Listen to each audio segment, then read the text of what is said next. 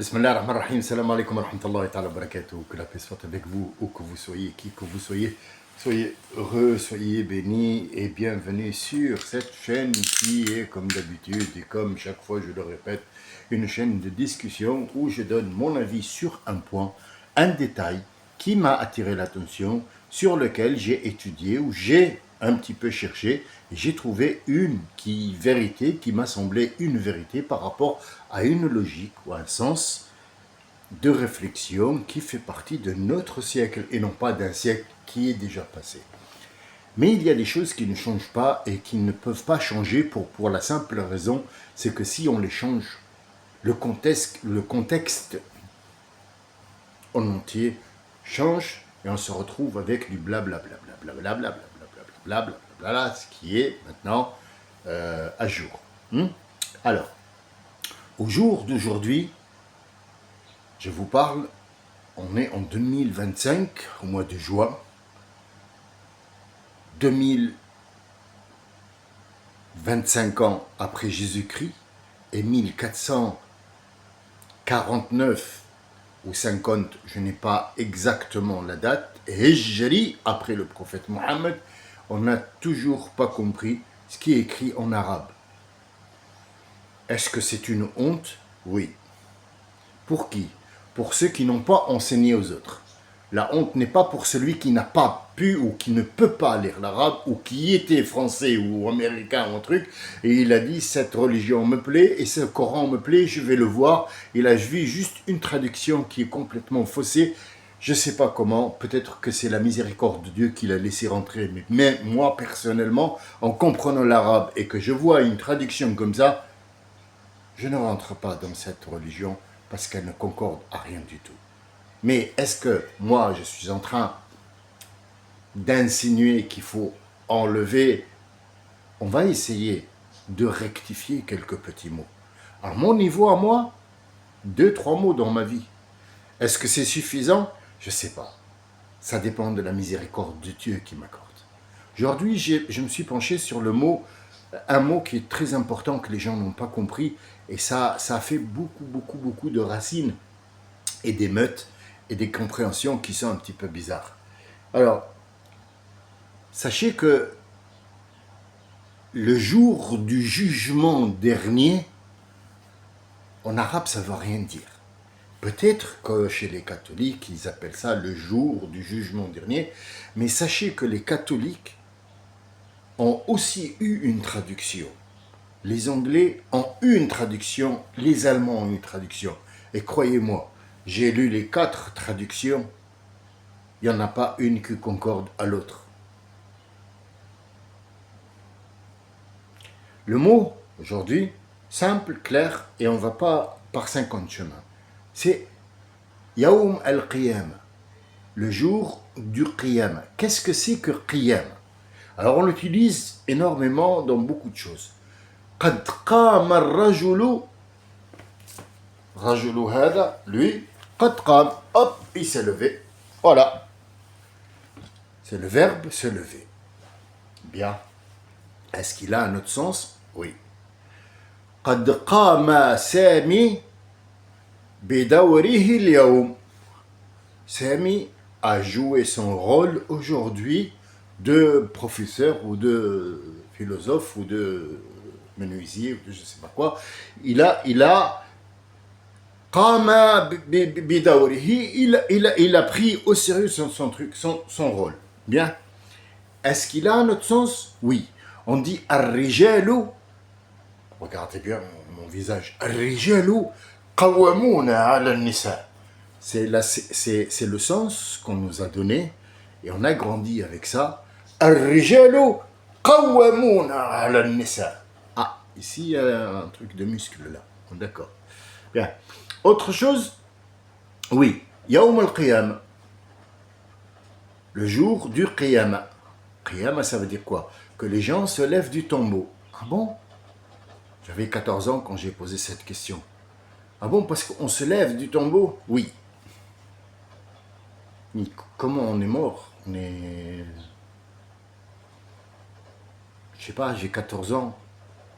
J'ai 14 ans, quand tu me dis le gars, il reste plus que l'os. Et tu me dis le jour, moi je vois un squelette qui se lève, ou une moitié de squelette, des zombies.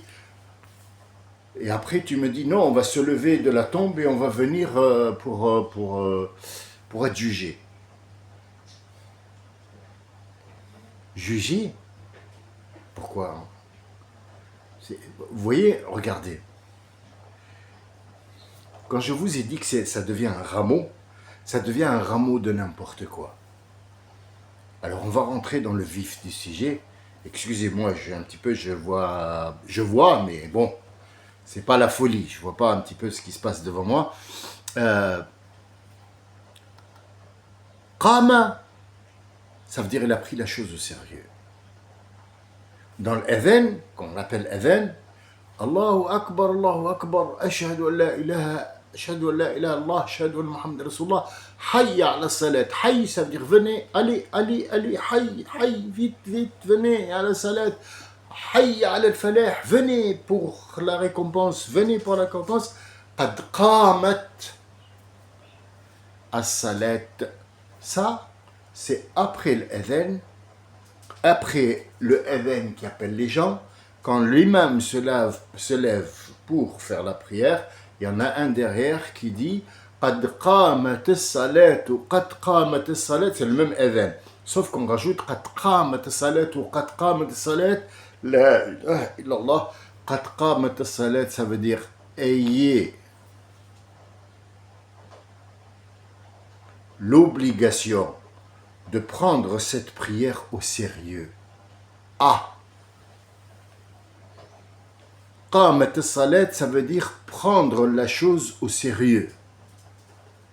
Prendre la chose au sérieux et pas avec une plaisanterie. C'est ça. Qad qamat, oui. Anta qumta bi'amalika, est-ce que toi, tu as fait ton devoir? Tu as fait ton travail? Oui. Tu l'as bien fait? Oui. Qumta bihi am fa'altahu, est-ce que tu l'as fait ou est-ce que tu l'as qumta bihi? Je l'ai fait. Donc je dois absolument vérifier ton travail parce que ce que tu viens de me dire, j'ai pas confiance. Tu l'as fait seulement, mais tu l'as pas pris au sérieux. Donc je vais trouver des défauts. Donc avant que le mur sèche ou je sais pas quoi, ou le bois que tu as mis soit couvert, je dois vérifier tout parce que tu ne l'as pas pris au sérieux. Donc qiyama, qama, yaqumu, qawman, c'est au sérieux. Vient dans le Coran, il dit par exemple, comme dans Yassine, il y a un homme qui est venu du fin fond de la ville. Yassa, il était en plein mouvement, pas possible, il était dans tous ses états. Ya qawmi, tabi'u al-mursalin, ya qawmi. Suivez les gens que Dieu a envoyés, parce qu'il y a une horreur qui arrive, j'ai entendu le grondement. C'était à Pompéi. Al-Qawm, ce sont les gens qui gouvernent le clan. Ça, c'est Al-Qawm. Est-ce qu'on dit Al-Qawm pour tous? Non. Al-Qawm, c'est ceux qui prennent au sérieux les affaires du clan, du village, de la ville, du peuple. Donc Al-Qawm en français, c'est qui? C'est le parti politique. C'est eux Al-Qawm. Nous, on est le peuple. Nous, on est en arabe Al-Sha'b. Al-Muslimin, Al-Mu'minin. Dieu nous appelle Ya ayyuhalladhina amanu, Ya ayyuhalladhina, Ya ayyuhalmu'minun, Qul lil-mu'minina wal-mu'minat. Il dit jamais Qul lil-qawm, dis au qawm, jamais de la vie.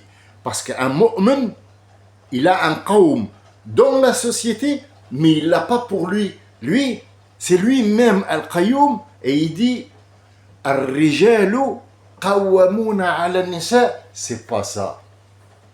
C'est pas la force.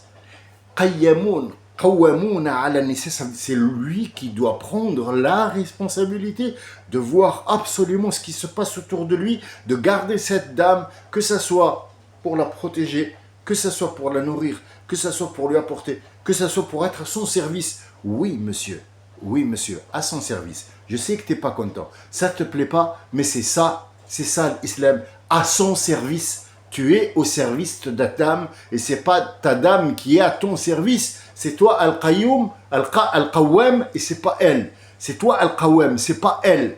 C'est pas elle qui a commis la faute, c'est toi qui l'as commis et Dieu il t'a dit. Il y a Adam. Si vous sortez de Jannah, c'est toi qui vas fatiguer et tu seras Al-Qawwam. Al-Qawwam, ça veut dire celui qui va prendre la responsabilité en main et qui va prendre la chose au sérieux. Et donc cette dame-là, elle n'a pas à travailler et elle n'a rien à faire à part construire une société quand elle aura des enfants. Parce que toi, ton devoir, c'est faire le guet, le soldat, l'homme, le papa, l'instructeur. Et point à la ligne, et c'est tout. Elle n'a rien à faire. C'est une reine chez toi. C'est comme ça que l'islam voit la femme. C'est pas parce que on la voile ou des gens qui lui ont mis un truc sur la tête. Ça, ce sont des gens qui s'appellent des talibans et machin. Mais pour la femme, c'est ça en fait la vision de l'islam pour la femme. Ar-rijalu, les hommes, qawwamun al-dhukur, c'est-à-dire les hommes masculins sont qawwam sur la femme, ça veut dire que lui prend la responsabilité. Elle peut faire, oui. T'as pas pris une femme pour la mettre dans 2 mètres carrés dans une chambre où elle sort pas. Et quand elle sort avec 2 trous. Ça marche pas ça. Ça marche pas, c'est pas un objet. C'est une reine que tu dois protéger. J'ai pas dit qu'elle doit sortir à poil, j'ai dit que tu dois la protéger. Qawwam. Voilà ce que c'est qawwam. Qawwam, c'est pas avoir des muscles, c'est pas ça qawwam. Et donc, on passe à autre chose, qawwam. Alors, on dit Allahul Qayyum. Al-Hayy Al-Qayyum. Qayyum ne peut pas être utilisé pour un être humain parce que Al-Qawwam dépend de quelque chose qui l'attend. Dépend de quelqu'un ou de quelque chose ou d'une divinité qui lui donne pour être Qawwam.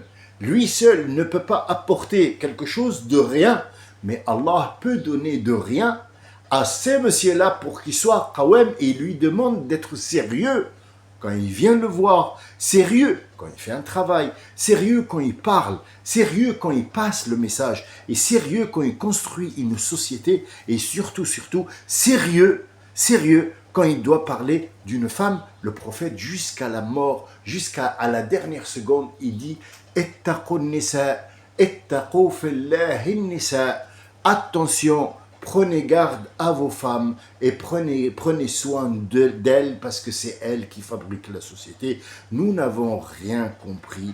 Le mot qawam, on l'a utilisé dans n'importe quoi. Donc, Yawma al-Qiyamah, c'est le jour où tout est sérieux. C'est pas le jugement dernier. Quand tu dis tout le monde se lève de la tombe et va au jugement, ça veut dire que tout le monde est emprisonné.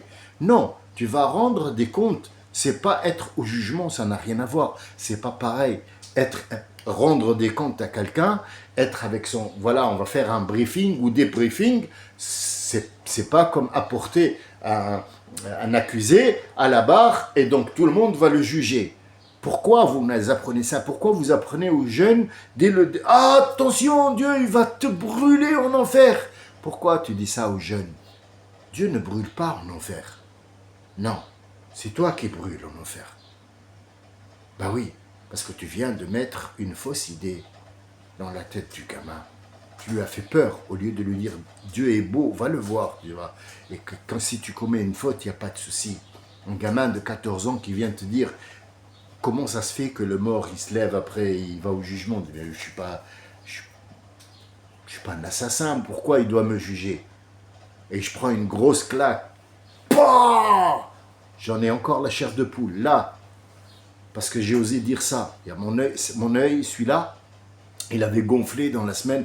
Le problème, c'est que mon père n'avait rien fait du tout, parce que c'était l'imam, on ne doit pas, oui, il a tapé, donc c'est sûrement mon fils qui a fait une connerie. Ils m'ont reculé une autre de l'autre côté.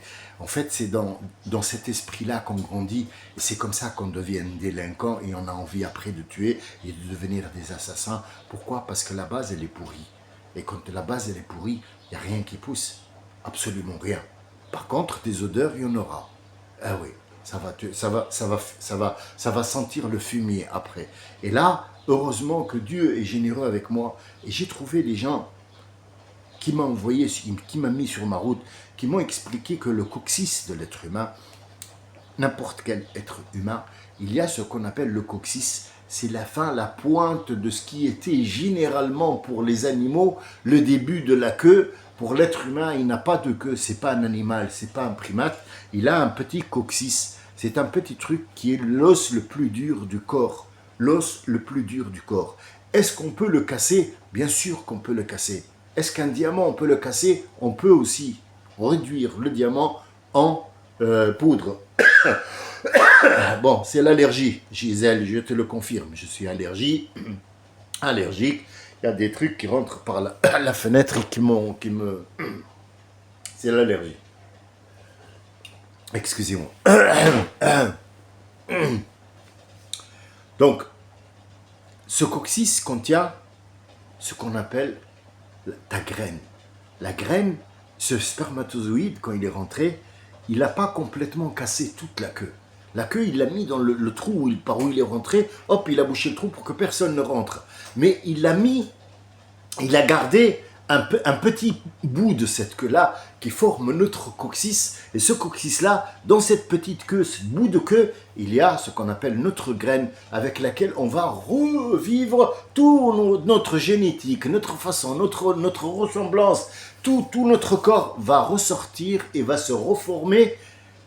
Le temps, c'est pas le moment d'en parler. Combien de temps le monde va rester dans ce chaos?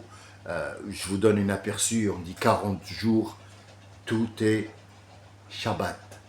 Tout est Shabbat. Shabbat, c'est pas un mot hébreu. Shabbat, c'est Sabbat, c'est le samedi. Ça veut dire rien ne bouge.